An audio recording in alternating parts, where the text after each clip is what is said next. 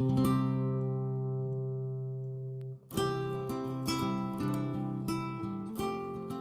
course, I would like to accomplish peace on earth, goodwill to men. It would be really a terrific legacy to leave behind. But that's going to be a tremendous group effort, and it may take a number of lifetimes. You know, a lot of the things that all of us really want, we may not be able to accomplish in this lifetime.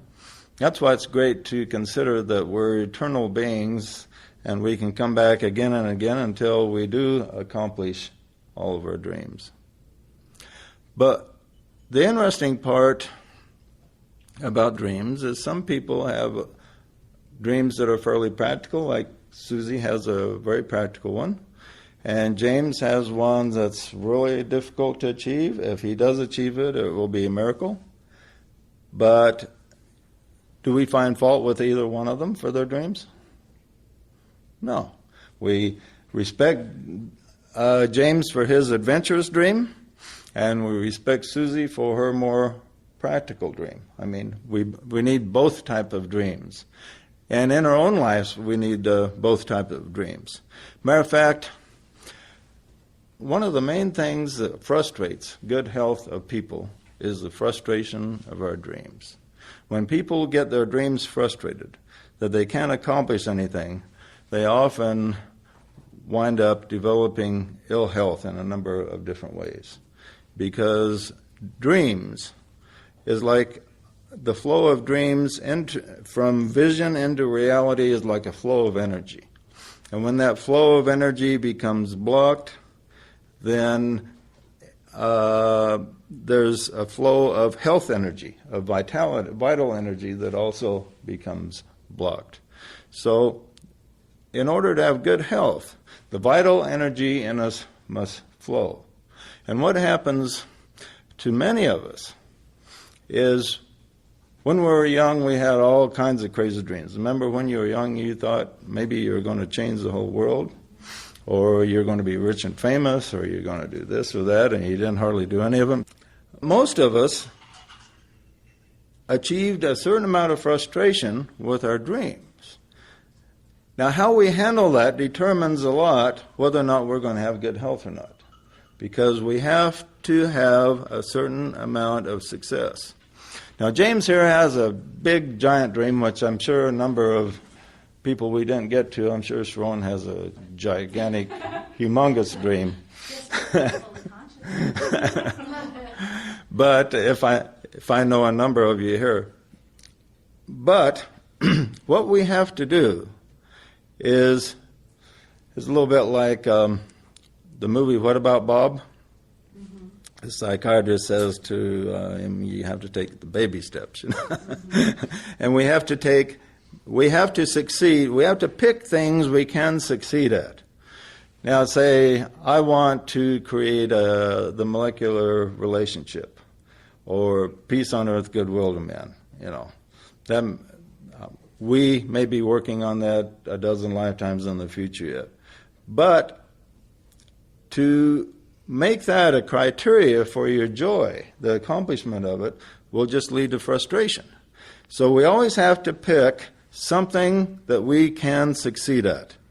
So what James has to do is maybe just say, well, I'm just going to read a book on free energy. Okay? So that's something he can do right now. He can get a book and read about it and get other people's ideas, and once he absorbs that book, that's a step. That's a step he can do to move him in that direction. And Susie can do the same thing with her more practical things, and with her relationship with her kids, she can take all kinds of steps to fulfill her dream in that aspect. But all of us, no matter how far away our dreams are, if you want to be an astronaut and go to Pluto someday, well, the first thing you have to do is maybe find out what it takes to be an astronaut. Get the schooling or whatever, or the flight service or flight experience. But you have to start out with increments that lead to success. Success breeds success. So no matter how far away your dreams are, it's important that you have steps where you can have success. And if you gauge correctly, your very next step should be one that's not that difficult to achieve. It's like if you want a doctor's degree, the first thing you have to do, if you're in school, is get through the next day. Do the homework assignments of that day, do the reading of that day, attend the classes of that day. That's all things that you can do. But getting the doctor's degree, if you just concentrate on doing that in one lump, it's very difficult to accomplish. But going through your very next day of what you have to accomplish is something that's feasible. If Joseph wants to create a great company, well, maybe he has to, first of all, establish some more assets. So maybe he has to concentrate on maybe saving a little bit of extra money or getting some more relationships going of people that are successful that might be able to help him. So if he makes a new friend that's successful also during the next week or month, that's another step. But you can take step after step. But the trouble with many of us with our dreams is we're always seeing the end result and we're not seeing the steps. If you see a ladder that's 10 foot tall and try to go from step 1 to step 10, you won't be able to do it. It's impossible.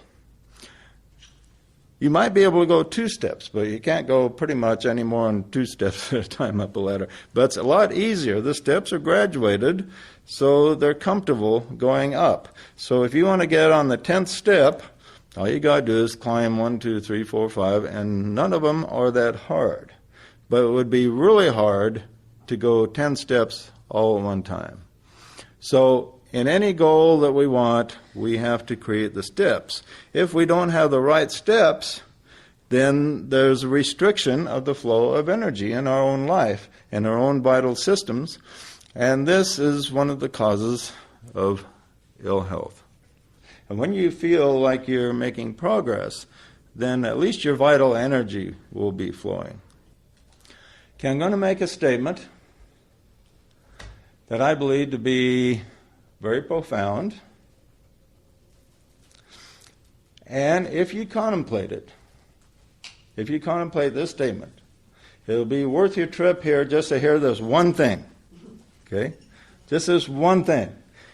If after I say this one thing, then you could all go home and everything would be worth the trip. Okay, so here's the one thing.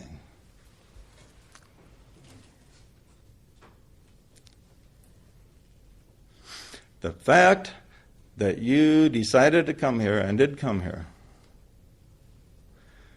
has shifted the center of gravity for the entire universe. Isn't that an interesting thing to think about? You, Joseph, and Susie, and Adam, have just shifted the center of gravity of the entire universe because you came here right now. Because you're sitting there right now and thinking about these things that we're talking about, you have shifted the center of gravity of the entire universe. Isn't that a fun thing to think about? One of the things that produces ill health, and I'm going to talk about tomorrow, is the fact that if people feel that they can't make a difference, it's very frustrating, and this hampers good health. But think, the fact that you decided to come here, you have shifted the center of gravity of the entire universe. You not only affect every person here upon the earth, but the whole universe is affected by really everything that you do. Everything that we do has an effect. So therefore, it's important that we are very contemplative on the things that we do, because that which we do shifts the center of gravity of the entire universe. So anyway, that's an interesting thing to think about. I've been thinking about that thought the past couple of days, and it impressed me, so I wanted you to be impressed.